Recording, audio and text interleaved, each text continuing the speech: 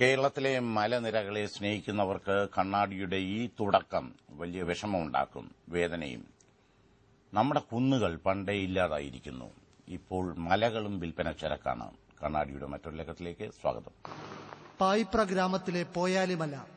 4ാം ഖലീഫയായ അലി കുതിരപ്പുറത്തിവിടെ വന്നതുകൊണ്ടാണത്രേ പോയാലിമലയ്ക്ക് ആ പേര് വന്നത്. 4 വർഷമായി പോയാലിമല ഇടിച്ചു പാറ പൊട്ടിക്കുകയാണ്. മലയിൽ നിന്നും ഒഴുകുന്ന വെള്ളമാണ് നാട്ടുകാരുടെ കുടിനീർ. മല തകർക്കുന്നുവെന്ന് മാത്രമല്ല, നാട്ടുകാരുടെ കുടിവെള്ളവും മുട്ടിക്കുന്നു. ഞാനീ നാട്ടുകാരനാണ്. ഞാൻ നേരം വെളുത്ത് വണ്ടി റോട്ടിക്കടെ കുതിര സവാരി നടത്തണം. ഈ ടിപ്പർ വന്നിട്ട് പേടി, ഒരു കാലം വന്ന വരെ വന്നു. മനുഷ്യർ കുത്തിരമുള്ള പിള്ളേർ രാവിലെ 6 മണിക്ക് ഇവിടെ മദ്രസയുണ്ട്.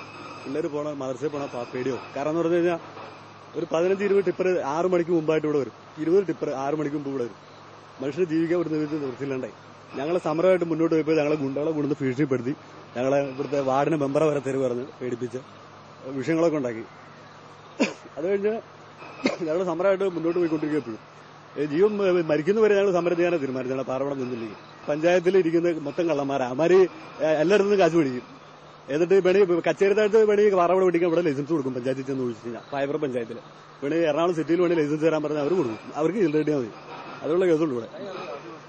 ഞങ്ങളിവിടെ പഞ്ചായത്തിൽ പോയി ധർണ നടത്തി പല വിഷയങ്ങളുണ്ടാക്കി പരാതി കൊടുത്തു. പരാതി കൊടുക്കാൻ ഇനി സ്ഥലം ഇല്ലാതെ ഞങ്ങൾക്ക് പറയാനുള്ളൂ. ഞങ്ങൾ പരാതി കൊടുത്തു കഴിഞ്ഞാൽ അതിന്റെ പുറമെ പുള്ളി കാശ് കൊടുത്തു കൊടുക്കും. ഇവിടെ 12 മാസവും കുളിക്കാനുള്ള വെള്ള സൗകര്യം ഇവിടെ ഉള്ള സ്ഥലം. ഈ സ്ഥലത്ത് ഇപ്പോൾ ഈ 4.5 വർഷക്കാലമായിട്ട് ഇവിടെ പാറമട വയ്ക്കുന്നുണ്ട്. ഒരു മനുഷ്യന് കൂടെ വന്ന് കുളിക്കാൻ പാടില്ല. കാരണം ഇവിടെ പാറമടേന്റെ ചീള് എപ്പോഴാണ് വന്നതെന്നുള്ള അറിയില്ല. ഇവർ വെടി വിളിക്കുക വരെ ചെയ്യില്ല. വെടി വയ്ക്കുന്ന സമയത്ത് അപ്പൊ പലരുടെ മേത്ത് കല്ല് ചാടാനും പല കൃഷിയിടങ്ങളിലെ കല്ല് ചാടാനും ഇടയായി. ഇങ്ങനെ വന്നതിന്റെ പേരിൽ ഈ പരിസരം എല്ലാവരും ഉപേക്ഷിച്ചിട്ടിട്ട് പോയിരിക്കുക. കാരണം ഈ ഭാഗത്തോട്ട് വരാൻ പേടിയായതുകൊണ്ട് ഈ കഴിഞ്ഞ 1.5 മാസം 2 മാസമായി ഞങ്ങൾ ഇവിടെ ഒരു കുളിക്കടവിന് ഇവിടെ ചെക്ക് ഡാം 48 വർഷം മുമ്പ് ഇവിടെ ഉള്ളതാണ്. ഈ ഡാമിന് നമ്മൾ ചീപ്പ് കൂടെ ഇട്ട് നിർമ്മിച്ചു, അതിന് പലയുണ്ടാക്കി കൊണ്ടിട്ടു. അവിടെ കുളിക്കാനുള്ള സൗകര്യം ഉണ്ടാക്കി. ഒരു മനുഷ്യനെ ഇവിടെ കുളിക്കാൻ വരാൻ വരെ ഈ പാറമടക്കാർ അനുവദിക്കുന്നില്ല. രാത്രി ഞങ്ങളിവിടെ പാറമട 9 മണി വരെ പ്രവർത്തനമാണ് രാത്രിയിൽ. ഇതവരോട് ഞങ്ങൾ 90 ജില്ലാ ആൾക്കാർ നേരത്തെ പരാതിയൊക്കെ ഒപ്പിട്ട് ഈ പാറമടക്കാരന് കൊടുത്തിട്ട് അവർ അംഗീകരിച്ചില്ല. ഇതിനുശേഷമാണ് ഞങ്ങൾ 400 ജില്ലാ ആൾക്കാരുടെ അപേക്ഷയുമായിട്ട് പായപ്ര പഞ്ചായത്തിൽ ബന്ധപ്പെട്ടത്. പായപ്ര പഞ്ചായത്തിൽ ബന്ധപ്പെട്ടപ്പോൾ സെക്രട്ടറി പറഞ്ഞത് ഞങ്ങളോട് ഈ 31-ാം തീയതി വരെ പാറമടയുടെ ലൈസൻസ് ഉള്ളൂ. 31-ാം തീയതി കഴിഞ്ഞാൽ, മാർച്ച് 31-ാം തീയതി കഴിഞ്ഞാൽ ഞങ്ങൾ ഇത് കമ്മിറ്റി കൂടി ഇത് പാസ്സാക്കേണ്ടതാണ്, ഈ പാസ്സാക്കി കൊടുത്തോളാം, അല്ലെങ്കിൽ ഞങ്ങൾ കൊടുക്കൂല എന്നാണ് ഞങ്ങളോട് പറഞ്ഞത്. ഇതിന് ഹൈക്കോടതിയില് 31-ാം തീയതി എന്നുള്ള 29-ാം തീയതി ഏപ്രിൽ 19-ാം തീയതി ഈ ഹൈക്കോടതിയിൽ കേസ് വിളിക്കുകയാണ്. ഞങ്ങൾ 5-6 പേരുടെ പേരിൽ കേസുണ്ട്. ഈ കേസ് വിളിക്കാം.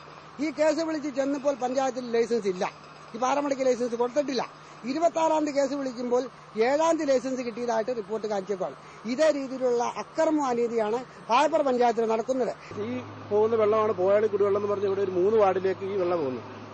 ഇതിലേക്കാണ് ഇതേ വേസ്റ്റ് വന്ന് ചാടുന്നത്. ഇതേ വേസ്റ്റ് വെള്ളം വന്ന് ചാടി തൃശ്ശൂരിന്റെ വേസ്റ്റ് വാട്ടർ എന്ന് ചാടി ഇതാണ് കുടിവെള്ളമായിട്ട് ജനങ്ങൾ കുടിക്കുന്നത്. ഇതിൽ കുളിച്ച ആളുകൾക്ക് ബുദ്ധിമുട്ടും പ്രശ്നങ്ങളും ഉണ്ടായിട്ട് അത്രക്കും മാരകമായ സ്ഫോടക വസ്തുക്കളെ ഇതിൽ ഉപയോഗിക്കുന്നത്. ഞങ്ങൾ 400 പേര് അടങ്ങുന്ന ആളുകൾ ഇവിടുന്ന് സമരസമിതിയായിട്ട് പോയി പഞ്ചായത്തിൽ പോയി സെക്രട്ടറിക്ക് ഞങ്ങൾ പരാതി കൊടുത്തിരുന്നു. ഇനി ലൈസൻസ് പുതിയ കൊടുക്കുന്നു പറഞ്ഞു ഈ മാർച്ചിന് മുമ്പ്. അപ്പോൾ സെക്രട്ടറി പറഞ്ഞു കമ്മിറ്റിക്ക് വെച്ചിട്ട് പുതിയ കൊടുക്കുന്നു പറഞ്ഞിട്ട് കമ്മിറ്റിക്ക് വെക്കാതെ ഏകപക്ഷീയമായിട്ട് ലൈസൻസ് പുതുക്കി കൊടുത്തു. കമ്മിറ്റിയിൽ ആലോചിച്ചിട്ടില്ല, കമ്മിറ്റി ചർച്ച ചെയ്തിട്ടില്ല.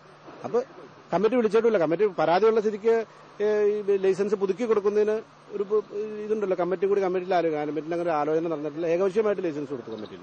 ഒന്ന് ആലോചിച്ചു നോക്കൂ. പഞ്ചായത്ത് സമിതി പോലും കൂടാതെ പഞ്ചായത്തിൽപ്പെട്ട ഒരു മല വിൽക്കപ്പെട്ടിരിക്കുന്നു.